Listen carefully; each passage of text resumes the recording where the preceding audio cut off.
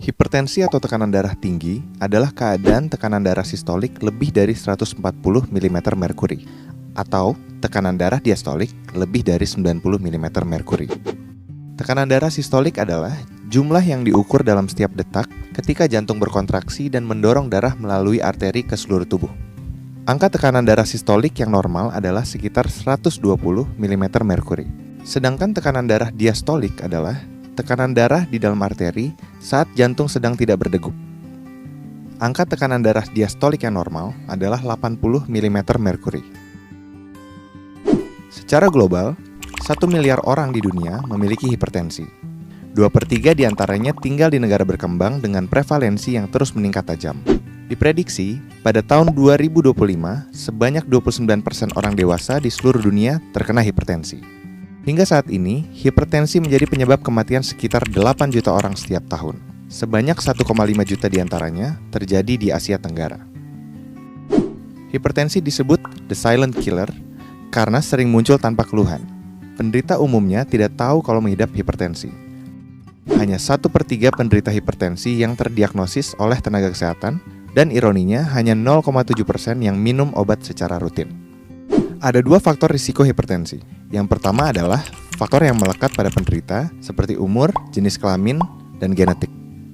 Faktor kedua adalah faktor yang diakibatkan oleh perilaku hidup tidak sehat seperti merokok, konsumsi garam berlebih, berat badan berlebih atau kegemukan, diet rendah serat, kurang aktivitas fisik, konsumsi alkohol, dan stres.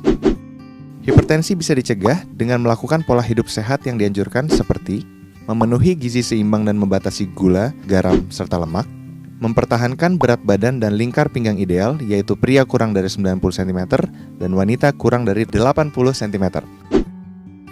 Olahraga teratur, stop merokok,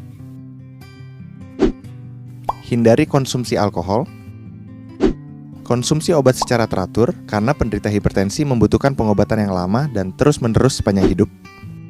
Ukur kadar gula darah, tekanan darah, dan periksa urin secara teratur.